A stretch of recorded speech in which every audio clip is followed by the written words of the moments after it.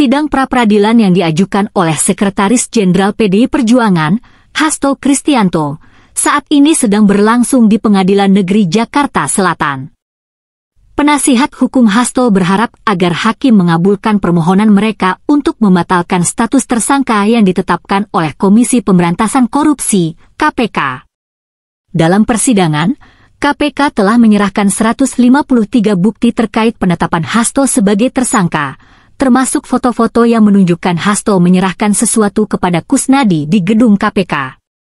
Selain itu, KPK menghadirkan 4 ahli pidana untuk memperkuat posisi mereka dalam sidang ini. Di sisi lain, tim hukum Hasto mengajukan protes terkait keabsahan beberapa bukti yang diserahkan oleh KPK, dengan alasan adanya cacat formil dalam berita acara pemeriksaan, BAP. Mengenai peluang Hasto untuk bebas, hasil pra-peradilan sangat bergantung pada penilaian hakim terhadap bukti dan argumen yang disampaikan oleh kedua belah pihak. Jika hakim menilai bahwa penetapan tersangka oleh KPK tidak sesuai prosedur atau tidak didukung bukti yang cukup, permohonan Hasto dapat dikabulkan, yang berarti status tersangkanya dibatalkan. Namun, jika hakim menilai sebaliknya, status tersangka Hasto akan tetap berlaku, dan proses hukum akan berlanjut sesuai dengan prosedur yang berlaku. Jika Hasto Kristianto kalah dalam sidang pra-peradilan, berikut beberapa kemungkinan yang akan terjadi. Status tersangka tetap berlaku.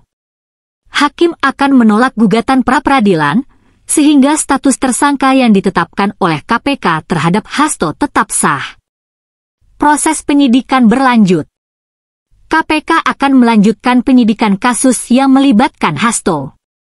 Ini bisa mencakup pemeriksaan tambahan, pemanggilan saksi, dan pengumpulan bukti lain yang memperkuat dakwaan terhadapnya. Kemungkinan penahanan. Jika KPK menilai ada cukup bukti dan alasan yang kuat, mereka dapat menahan Hasto untuk kepentingan penyidikan. Biasanya, ini dilakukan untuk mencegah tersangka melarikan diri, menghilangkan barang bukti, atau mempengaruhi saksi. Pelimpahan kasus ke pengadilan. Jika penyidikan dianggap cukup, KPK akan melimpahkan kasus ini ke tahap penuntutan. Hasto akan diadili di Pengadilan Tindak Pidana Korupsi, Tipikor. Dampak politik. Sebagai Sekjen PDI Perjuangan, kekalahan dalam pra-peradilan ini bisa berdampak pada dinamika politik di partainya. Isu ini juga bisa dimanfaatkan oleh lawan politik dalam berbagai strategi politik ke depan. Upaya hukum lanjutan. Meskipun kalah dalam pra-peradilan, Hasto dan tim hukumnya masih bisa mengajukan gugatan lain atau mencari celah hukum untuk membatalkan status tersangka melalui jalur yang berbeda, misalnya melalui eksepsi dalam persidangan nanti. Jadi, jika Hasto kalah, proses hukumnya akan semakin berat dan potensi ditahannya semakin besar. Namun, semua akan bergantung pada langkah yang diambil oleh KPK dan strategi hukum yang disiapkan oleh tim Hasto. Jika Hasto Kristianto menang dalam sidang pra-peradilan, berikut beberapa kemungkinan yang akan terjadi. 1. Status tersangka dibatalkan. Hakim akan mengabulkan permohonan pra-peradilan Hasto, yang berarti status tersangkanya akan gugur. KPK tidak bisa lagi menggunakan dasar hukum yang sama untuk menjeratnya dalam kasus ini. 2. KPK harus mengulang proses penyidikan. Jika hakim menilai ada kesalahan prosedural dalam penetapan tersangka, KPK mungkin harus mengulang proses penyidikan dari awal. Mereka harus memperbaiki kesalahan yang ada sebelum bisa menetapkan kembali Hasto sebagai tersangka.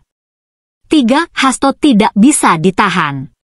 Dengan kemenangan ini, Hasto tidak dapat ditahan oleh KPK terkait kasus yang dipra-peradilankan. Namun, jika ada kasus lain yang melibatkannya, KPK masih bisa melakukan penyelidikan lebih lanjut. 4. Dampak politik.